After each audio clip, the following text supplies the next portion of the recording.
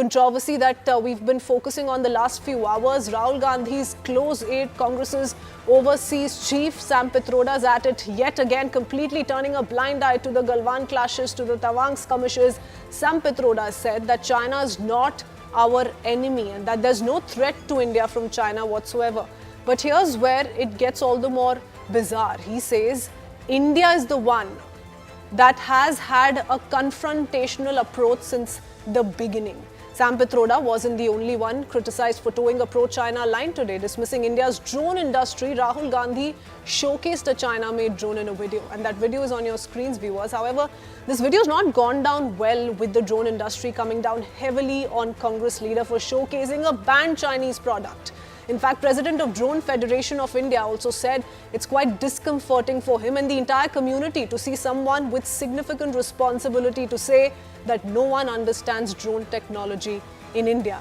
But viewers, the China Congress tangle isn't a new story. Time and again, we've seen the Congress, its leaders, heaping praises on China. And each of those times, we've seen the BJP rake the issue, hit back at the grand old party. Here's a quick reminder of each of those times those controversial remarks have come in from the several Congress leaders.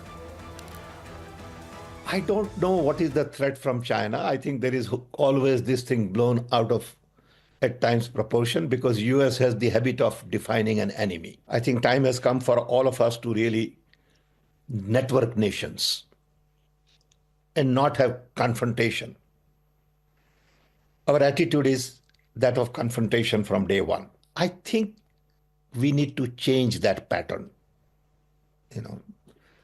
To assume that China is the enemy from day one, it's just not fair, not just to China, but to anybody. And our Chief of Army Staff has said that the Chinese are inside our territory. This is a fact. The reason China is inside our territory is important. The reason China is sitting inside this country is because Make in India has failed. The reason China is sitting inside this country is because India is refusing to produce. And I'm worried that India is going to give up this revolution to the Chinese once again. Well, if you call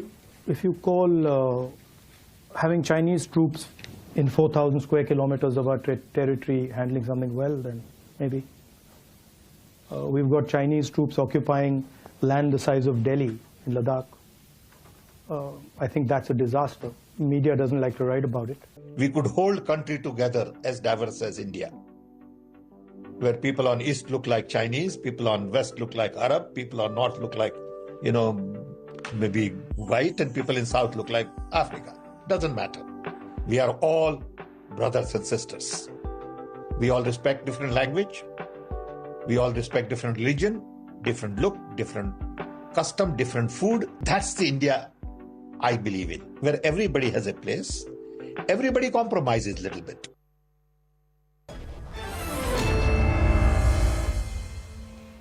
Okay, before we establish that line we've lost with Kamru Chaudhary, political analyst, I want to take up this question from Sardar R.P. Singh, national spokesperson of the BJP, who continues to stay on with us. Sardar R.P. Singh, what exactly do you find problematic in the comments that have been made by Sam Pitroda? You're seeing this in continuation to what was said by Rahul Gandhi in Lok Sabha not too long ago. We've been highlighting the several other comments by the two leaders that have been picked up by the Bharatiya Janata Party. But is this the BJP taking it a bit too far, as has been spoken of by the Congress? Well, let's understand what is happening. Is something like a payback time ongoing, which is happening with the Congress party for China, vis-a-vis China, and specifically the Congress party. But they have signed a MOU with Communist Party of China, and then before that there was some fund being transferred to Rajiv Gandhi Foundation. That's on record. We don't know how much otherwise we don't know, but something which is on record, which is there.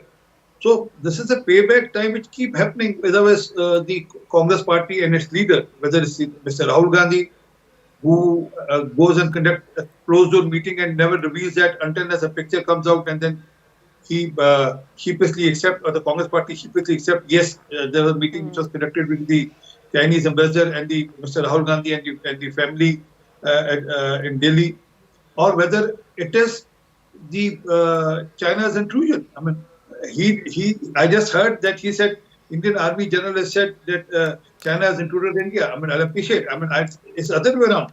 The Indian Army generals on records said that not an inch of land is being intruded by China. So, on whose behest you keep propagating falsehood or spreading false narrative here to support the China's cause? I mean, that drone which he was showing, again a Chinese drone. I mean, why is he promoting Chinese drone here? I mean, he could have spoken about the technology. He could have asked certain entrepreneurs or enterprises to come and do something of that sort. Or he could have done it, he could have approached them to build up something of that sort. That's understandable. But promoting a Chinese drone which is banned here, which is banned in India, we don't allow any Chinese equipment or Chinese armors here or anything which can relate to weapon here in India. It's totally banned. But yes, they have to promote China. They have to do something which is helpful to China, or at times also on behest of China, they build up narrative here. I'm saying that they build up narratives which suits China, and not only China. But when Mr. Rahul Gandhi speaks that Kashmir, there's a bloodbath which is happening in Kashmir after the 370 abrogation. But that was being used so by... whose side are you on? One second. That was used by Mr. Imran Khan in UN, saying that the Indian leader of opposition is saying so. Okay. So why? And these are sensitive issues, isn't it? Our equation with China is governed by three domains, which is the economic, diplomatic and military. But in towing this kind of a line, Kamru Chaudhary, Rahul Gandhi ends up going against his own nation and the sentiment of the people of the country. No, Christian. Basically, what I call in Hindi is til ka tal karna. What Sam Pitroda has said, he is entitled to his own independent view that I don't subscribe to, nor does my party leader subscribe to, I believe. But basically, so he holds a prime position in the Congress party. No, he's a close aide of Rahul Gandhi, rather his mentor. No, we from Indian National Congress, we acknowledge that China has consistently been at loggerheads with India, whether through border tensions, whether through strategic encroachments or economic aggression. We are facing the encounters on all the three fronts, whether it be basically be the incursion into Ladakh and other regions of our border, or whether it be the economic aggression on our industries. But you see the hypocrisy of the Bharatiya Janata Party and the government in dealing with China. But sir, shouldn't you then reject all of these claims made by Sam Pitroda instead of distancing yourself officially from his comments? Speaking of this as his individual perception or judgment, shouldn't you rather take action against the leader? He still represents the Congress officially. No. He's spoken of the fact that there's no threat from China. He's spoken of the fact that we are the ones who are constantly perhaps provoking China. We are the ones who are holding this against China. Christian, one thing you must understand, there is a difference between the Congress party and the Bharatiya Janata Party. While the BJP believes in headlines management, on what you call this, building a narrative without acting on the ground against China. What have they done? When 20 of our brave Jawans were martyred in the Galwan region, at that time India imposed severe restrictions on some website. Let me cite you just one small example of a what you call the luxury brand wear, Shein, that is very famous in China. We banned that website. Now what happened now? Ambani has entered into an exclusive agreement to open up Shein stores all across India. You see the lithium ion batteries that we are importing so much heavily for dependence on our electric vehicle, mobility vehicles. Now what happened is that during the last year budget, not this year, last year budget, Nirmala ji withdrew all types of import duties on lithium import into India. Next, Adani got the entire, the monopoly of importing lithium ore from China to India.